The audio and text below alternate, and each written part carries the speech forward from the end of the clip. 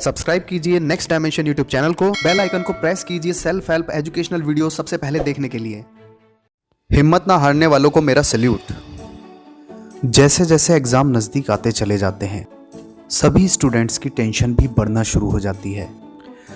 बच्चों को समझ ही नहीं आता कि टाइम टेबल कैसे बनाएं, सब्जेक्ट्स को कैसे मैनेज करें, कौन से सब्जेक्ट्स पहले पढ़ें, कौन से सब्जेक्ट्स बाद में पढ़ें। तो डियर स्टूडेंट, आज की वीडियो में हम यही बात करेंगे कि कम टाइम में अपनी स्टडी की स्ट्रैटेजी कैसे बनाएं। साथ ही हम जानेंगे कि इन दिनों हम अपना ध्यान कैसे रखें। तो इस वीडियो के दोनों पार्ट को एंड तक बिल्कुल ध्यान से देखिएगा। नमस्कार दोस्तों, मैं आपका दोस्त सचिन कुमार स्वागत करता हूं आपका अपने यूट्यूब चैनल नेक्स्ट डायमेंशन में। चलिए तो वीडियो को शुरू करते हैं।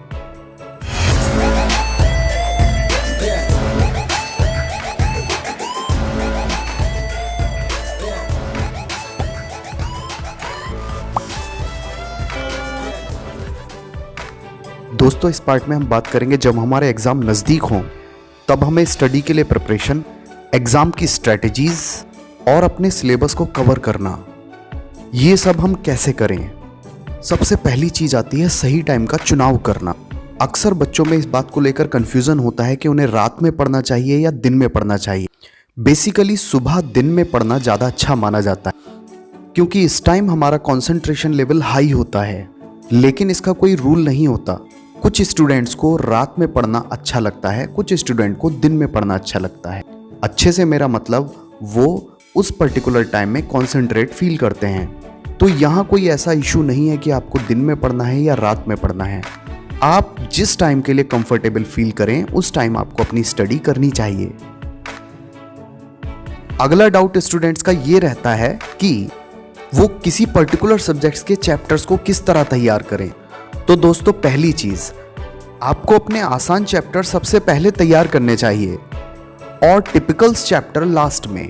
ये टाइम चैप्टर्स के रिवीजन का है, तो आपको रिवीजन के साथ साथ एक फाइल भी तैयार करनी चाहिए जिसमें आपको सब चैप्टर्स के फॉर्मूले लिखने चाहिए या फिर चैप्टर से रिलेटेड शॉर्ट नोट्स। ये फॉर्मूलों की या फिर शॉर्ट नोट्स की फाइल एग्जाम के एंड टाइम में क्विक रिवीजन करने के लिए बहुत काम आती है। साथ ही वीक में 2 या 3 बार इसका रिवीजन करने पर सारे फॉर्मूले और सारे कॉन्सेप्ट आगे तक आपके टच में रहते हैं। यूजुअली स्टूडेंट्स की ये प्रॉब्लम रहती है कि वो बहुत जल्दी भूल जाते हैं या उनको लर्न किया हुआ ज़्यादा देर तक याद नहीं रहता है। भूलना ज़्यादा बड़ी कोई टेंशन की बात नहीं है, ये नॉर्मली सभी के साथ होता है। लेकिन दोस्तों, इसका एक रीज़न ज़रूर है, पढ़ाई के वो पुराने तरीके जिनसे हमें कोई भी चीज़ याद की हुई ज़्यादा देर तक याद नहीं रहती है। तो अब एक क्वेश्चन आता है कि हमें किस तरह से स्टडी करनी चाहिए कि हमें ज़्यादा देर तक याद रहे। तो स्टूडेंट्स, वो पहली चीज़ है कि हमें पॉइंट्स बनाकर याद करना चाहिए। जब भी हमें लॉन्ग क्वेश्चंस याद करने पड़े तो हम उनको छोटे छोटे पॉइंट्स में ब्रेक करके याद करें। दूसरी चीज़, जब भी आपको किसी चीज़ में कन्फ्यूज़न होता है तो आप उसका फ्लो डायग्राम बनाकर उसे याद करें, जिससे कभी भी उसमें कोई कन्फ्यूजन्स नहीं आएंगे।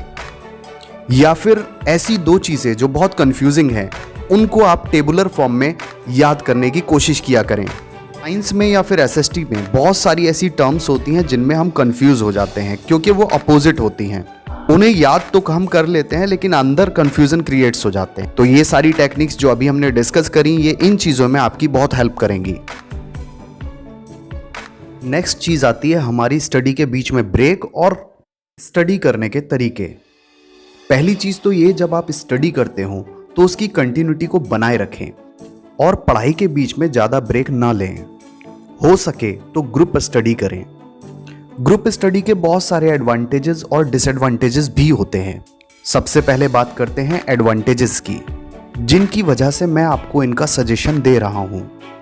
ग्रुप डिस्कशन का पहला एडवांटेज ये होता है कि कुछ टॉपिक आपको अच्छे से आते हैं, कुछ आपके फ्रेंड्स को, तो उसका ये बेनिफिट है कि आप एक दूसरे की हेल्प कर सकते हैं।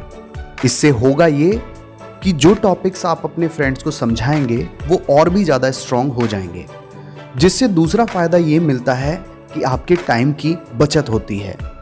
बहुत सारे एक्स्ट्रा इंपॉर्टेंट पॉइंट आप एक दूसरे से डिस्कस करते हैं।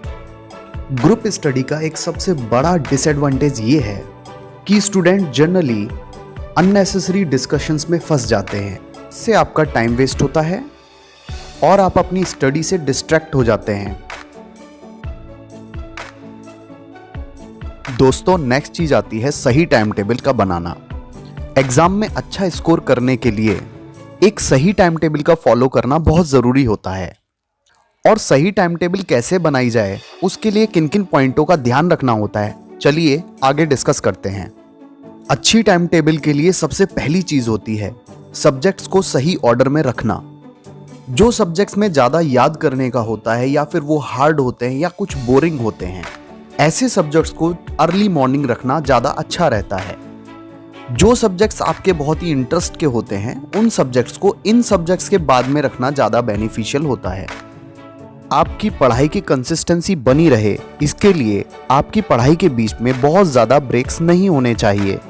हर सब्जेक्ट्स की पढ़ाई के बाद केवल 10 मिनट का ही ब्रेक सफिशिएंट होता है। टाइम टेबल आपकी खुद की बनाई हुई होनी चाहिए। इंटरनेट से कॉपीड या फिर किसी और की टाइम टेबल को आपको फॉलो नहीं करना चाहिए। ये टाइम टेबल आपके हाथ की लिखी हुई हो और इसे आपको अपनी स्टडी टेबल के आसपास लगा लेना चाहिए। साथ ही रेगुलर स्ट्रिक्टली फॉलो करते रहना चाहिए। एग्जाम टाइम आते ही हम कहीं ना कहीं अपनी हेल्थ का ध्यान रखना भूल ही जाते हैं। तो इस पार्ट में हम बात करेंगे कि एग्जाम के उस स्ट्रेस भरे टाइम में हम अपना ध्यान कैसे रखें। एग्जाम का टाइम एक स्टूडेंट के लिए बहुत इंपॉर्टेंट होता है, क्योंकि वो इसके लिए काफ़ी टाइम से तैयारियां कर रहे होते हैं। ऐसे में अगर हम अपनी हेल्थ को अवॉइड करें तो ये हमारे और हमारे एग्ज़ाम्स के लिए ठीक नहीं होगा। सबसे पहली चीज़ आती है डाइट। ऐसे टाइम पर हमें हल्का और न्यूट्रिशियस खाना खाना चाहिए, क्योंकि इस टाइम आपके आंखों पर और ब्रेन पर स्पेशली काफ़ी प्रेशर रहता है और वीकनेस फील करना एक जनरल बात है।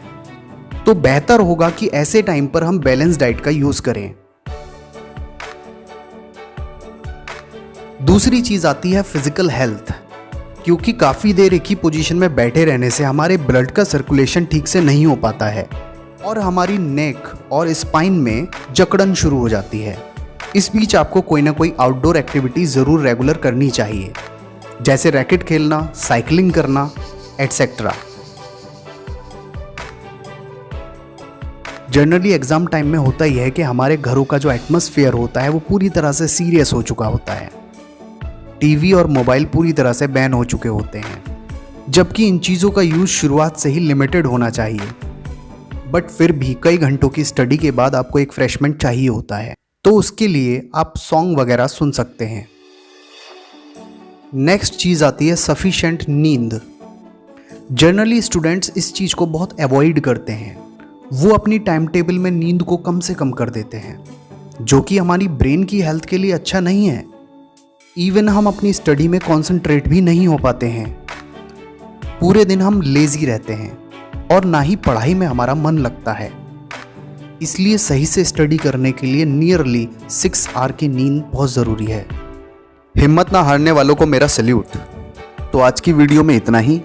आप इन पॉइंट्स को समझकर अप्लाई ज़रूर कीजिएगा। आई विश ये आपके बहुत काम आएंगे।